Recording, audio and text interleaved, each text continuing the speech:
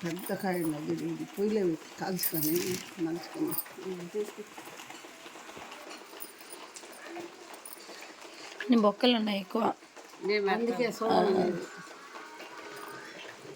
ఇట్లా చిన్నగా ఉన్నాయి పెడితే పెద్ద వద్దా అది ఇది తీసుకోలేదు చేతి ఏమి బంగారా కాల్చుకున్నాం కాదు అదేం బంగారు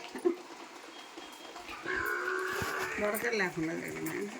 వేస్తాను చూసి మంచి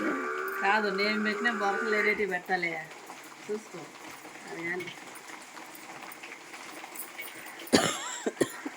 ఇప్పుడు వచ్చింది వాన ఎంత అర్ధ కేజీ ఎంతమా